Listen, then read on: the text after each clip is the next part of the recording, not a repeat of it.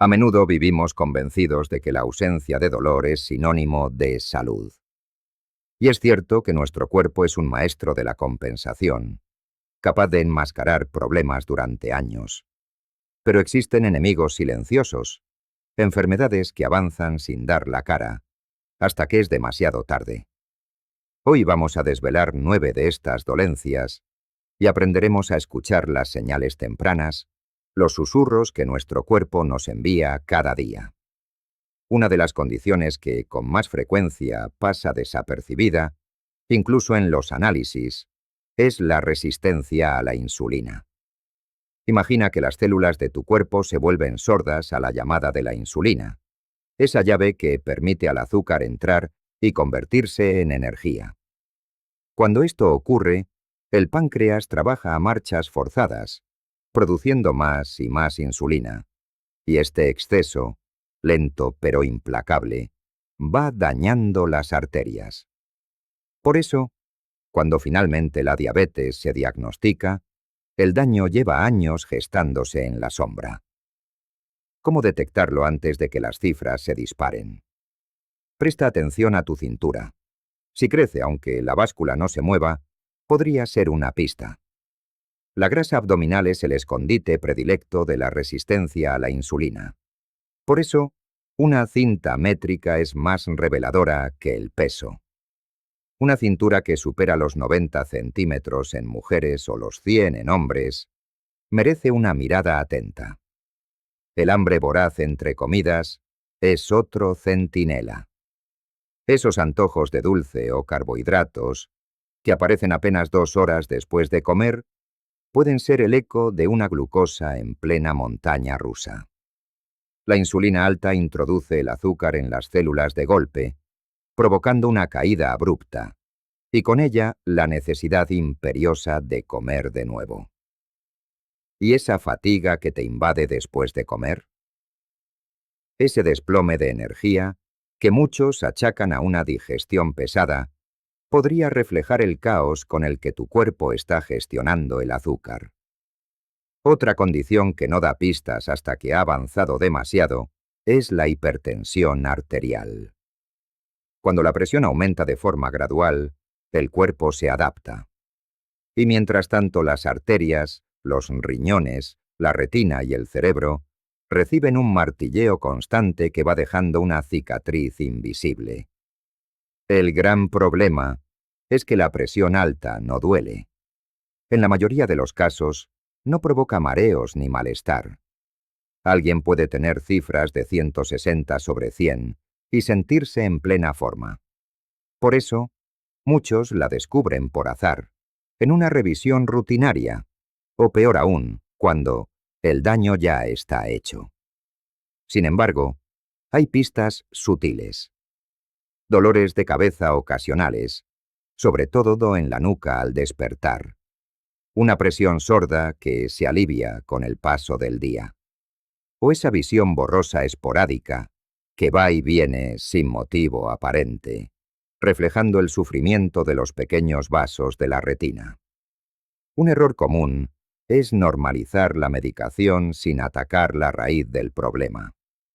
Tomar una pastilla y mantener el mismo estilo de vida puede controlar las cifras, pero el origen del fuego sigue activo. La sal oculta, el estrés crónico, el sedentarismo, todos siguen empujando la presión hacia arriba. Y aquí reside el dilema. Muchos confían en que, si los números están controlados, todo está bien. Pero la realidad es más compleja. El daño arterial puede seguir progresando en silencio. Por eso, medir la presión en casa, en distintos momentos, ofrece un retrato mucho más fiel que una única toma en la consulta. Porque la presión fluctúa, y esas mareas internas cuentan tanto como el promedio. Y mientras la presión golpea las paredes arteriales, éstas pueden sufrir un proceso aún más sigiloso: la aterosclerosis. Es el endurecimiento y estrechamiento de nuestras arterias, las autopistas de la vida, por la acumulación de placas. Puede avanzar durante décadas, sin emitir una sola señal, hasta que una arteria se obstruye lo suficiente como para provocar un infarto o un ictus. El proceso puede comenzar en la juventud, pero la asombrosa capacidad de adaptación del cuerpo oculta los síntomas hasta que la obstrucción es crítica. Los tres grandes motores de este daño son la inflamación crónica, el colesterol LDL alto y oxidado y el azúcar elevado de forma sostenida, que corroe el delicado revestimiento de los vasos. ¿Cómo intuirlo antes de una crisis? Hay señales que emergen cuando el flujo sanguíneo empieza a verse comprometido. Un dolor en las piernas al caminar distancias que antes eran sencillas, indicando que las arterias no llevan suficiente oxígeno. O esa falta de aire al subir escaleras, un susurro de que el corazón lucha por recibir la sangre que necesita. A menudo la aterosclerosis se revela por accidente, un ecocardiograma, una ecografía de carótidas, hallazgos fortuitos que destapan un enemigo que lleva años instalado. Aquí, los análisis de sangre sí son útiles. El índice aterogénico, que relaciona el colesterol total con el HDL, o marcadores como la proteína C reactiva, pueden delatar una inflamación activa en tus arterias, incluso si tu colesterol parece normal. Este daño progresivo en las arterias no se detiene ahí. Hay un órgano especialmente vulnerable, los riñones. Su asombrosa capacidad de compensación es, paradójicamente, una trampa. Pueden perder hasta la mitad de su función sin que los análisis rutinarios lancen una alarma clara. Esta increíble resistencia nos ayuda a sobrevivir, sí, pero también esconde el deterioro hasta que la pérdida es inmensa. La hipertensión mal controlada, la resistencia a la insulina o el uso habitual de ciertos fármacos son sus principales enemigos. Pero existen mensajes que llegan antes que los malos resultados. La espuma en la orina, esa que persiste y no desaparece, puede ser una señal de que las proteínas se están escapando a través de un filtro dañado. La hinchazón leve en tobillos o párpados nos dice que los riñones no están eliminando bien los líquidos. Y levantarse varias veces por la noche para orinar puede indicar que han perdido su capacidad de concentración. El contexto es crucial. Si ya existe hipertensión o glucosa elevada, estas señales cobran un peso mayor. Los riñones no fallan solos. Responden a problemas sistémicos. Y aquí está la clave. Los cambios a tiempo, cuando la función renal aún está preservada, pueden frenar la caída. Las enfermedades silenciosas rara vez avanzan en solitario. A menudo ciertos factores se potencian entre sí, creando bucles peligrosos. Uno de los más frecuentes involucra la falta de sueño, el estrés sostenido y el consumo frecuente de azúcar. Juntos se alimentan mutuamente en una espiral de la que es muy difícil salir.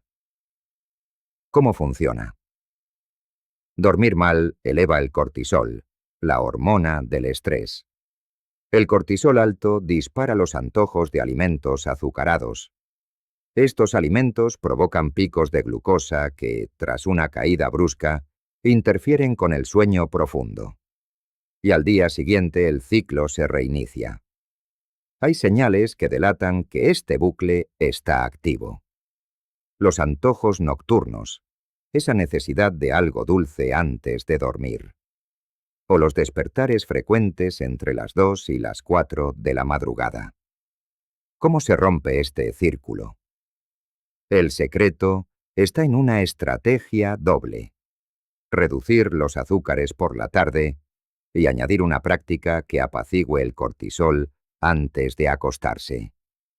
Una respiración lenta, un paseo tranquilo. Cualquier cosa que le diga a tu sistema nervioso que la batalla ha terminado por hoy. Existe otra epidemia silenciosa.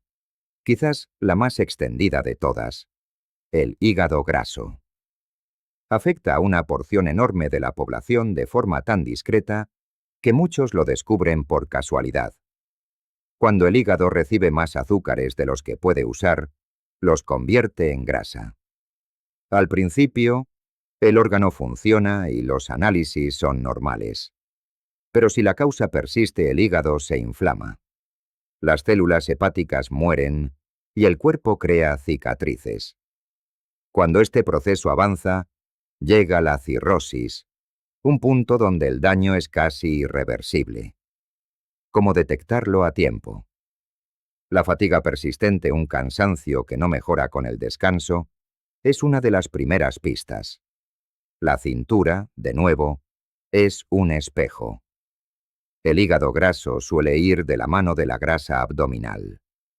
Lo más importante es entender que el hígado graso no es un problema local. Es una ventana a nuestro estado metabólico general.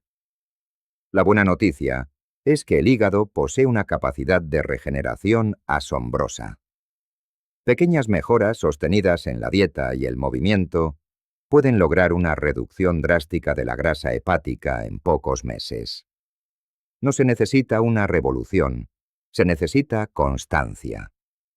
Hay otra condición que erosiona nuestro cuerpo desde dentro, sin hacer ruido: la osteoporosis.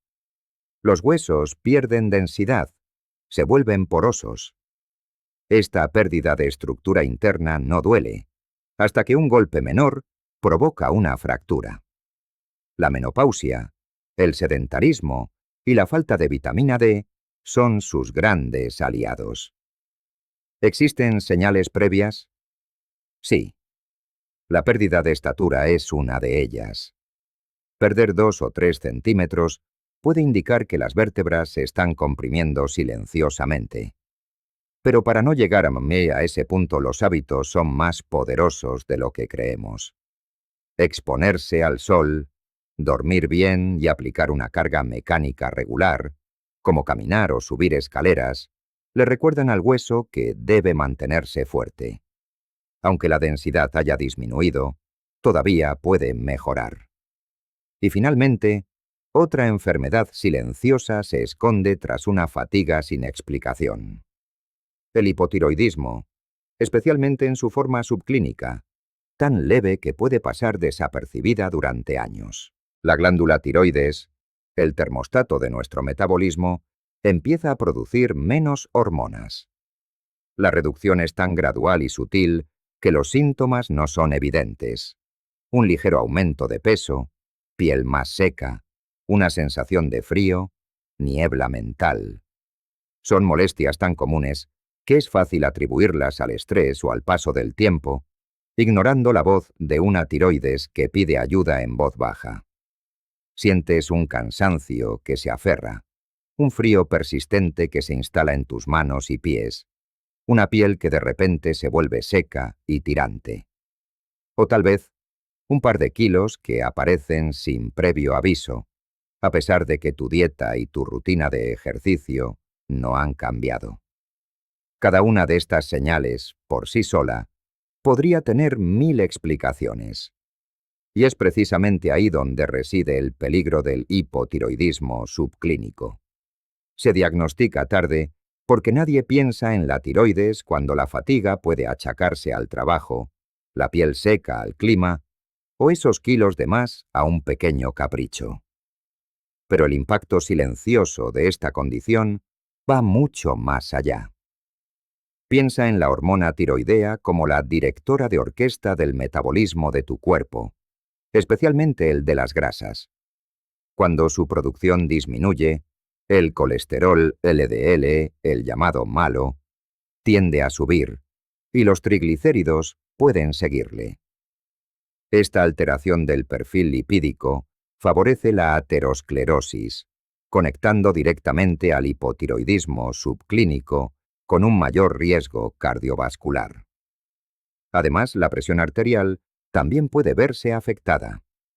La hormona tiroidea influye en la elasticidad de las arterias.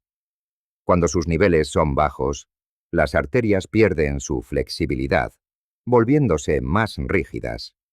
Esa rigidez eleva la presión diastólica. No es una subida dramática, pero es una que se suma, día a día, al daño acumulado.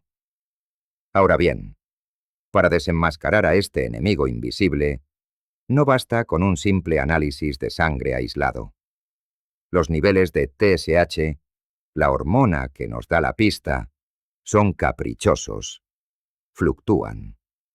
Un resultado ligeramente alto puede ser algo puntual. Por eso, es crucial repetir la prueba a las 6 u 8 semanas. Si la TSH sigue elevada, el diagnóstico se confirma. El contexto, por supuesto, también importa. Si existen antecedentes de enfermedades autoinmunes, sobre todo la tiroiditis de Hashimoto, el riesgo se multiplica. Y el periodo posparto es otra ventana de vulnerabilidad. Es algo que los médicos vemos con una frecuencia alarmante. Personas que describen una fatiga persistente que no encaja con su estilo de vida. Duermen bien, comen de forma equilibrada, hacen ejercicio y, sin embargo, esa sensación de falta de energía no desaparece. En esos casos, explorar la función tiroidea no es solo una buena idea, es una necesidad imperiosa. Y hablando de enfermedades silenciosas, hay otra que merece una atención especial por su potencial devastador. Me refiero al cáncer colorectal, uno de esos adversarios que puede crecer durante años sin dar la más mínima señal de alarma. Un pólipo, esa pequeña protuberancia en la pared del colon, puede tardar hasta una década en su lenta y sigilosa transformación hacia un tumor maligno. Y durante todo ese tiempo, la persona puede no notar absolutamente nada. Esto convierte el cribado, la detección precoz, en un pilar fundamental. Porque esperar a tener síntomas claros es, sencillamente, esperar demasiado. Cuando aparecen molestias evidentes, el tumor suele estar en una fase avanzada y las opciones de tratamiento se reducen drásticamente.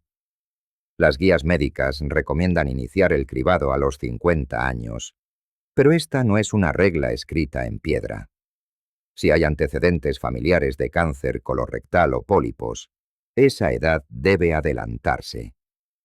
Tener un familiar de primer grado que haya padecido la enfermedad antes de los 60 duplica o incluso triplica el riesgo. En esos casos, empezar las revisiones a los 40 o incluso antes puede marcar la diferencia entre la vida y la muerte. ¿Y qué pruebas tenemos? Hoy, las herramientas a nuestro alcance van desde el sencillo test de sangre oculta en heces hasta la colonoscopia completa. El primer test detecta cantidades minúsculas de sangre, invisibles a simple vista. Si el resultado es positivo, se procede a una colonoscopia para identificar el origen del sangrado. Y la belleza de la colonoscopia es que no solo permite ver directamente el interior del colon, sino que, si se encuentran pólipos, pueden extirparse en el mismo procedimiento. Pero más allá de las revisiones programadas, tu propio cuerpo puede enviarte avisos. Uno de los más importantes es un cambio en tu ritmo intestinal. Alguien que ha tenido un patrón regular toda su vida y, de repente, comienza a alternar entre estreñimiento y diarrea sin causa aparente, debería consultar. Esos cambios persistentes, que duran más de 2 o 3 semanas, pueden ser el reflejo de algo que está obstruyendo el paso. Otra señal de alerta, a menudo pasada por alto, es una anemia inexplicable. Si en un análisis rutinario aparece una anemia por falta de hierro y no hay una razón clara, como menstruaciones abundantes, el colon puede ser la fuente del problema. Los tumores colorectales sangran, no de forma dramática, sino en pequeñas cantidades, un goteo constante y silencioso que, con el tiempo, agota las reservas de hierro del cuerpo. El error más común es esperar a que las alarmas se vuelvan ensordecedoras. Un sangrado visible, un dolor abdominal intenso, una pérdida de peso que no se puede explicar. Cuando estos síntomas aparecen, el cáncer a menudo ya ha invadido tejidos cercanos o se ha extendido a otros órganos. Y aunque el tratamiento sigue siendo posible, el pronóstico cambia por completo. Y aquí reside la gran esperanza. Un cáncer colorectal detectado en su fase inicial, cuando todavía está confinado en la pared del colon, tiene tasas de curación que superan el 90%.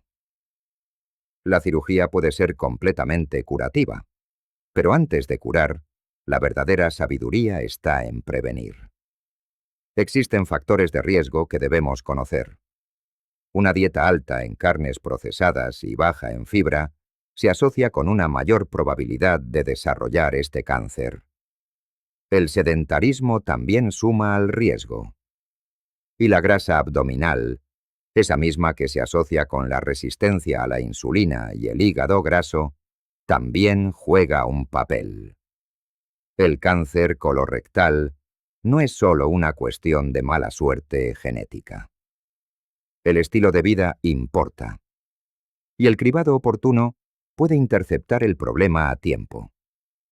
En definitiva, el verdadero peligro de estas enfermedades no reside en un dato aislado, sino en su avance sigiloso, en su capacidad para prosperar mientras, en la superficie, todo parece estar en calma. La clave está en aprender a escuchar las pequeñas señales, esos susurros del cuerpo, los cambios sutiles en tu energía, en tu peso, en tu ritmo intestinal, en tu sueño. Si hay algo que quiero que te lleves de aquí, es esto.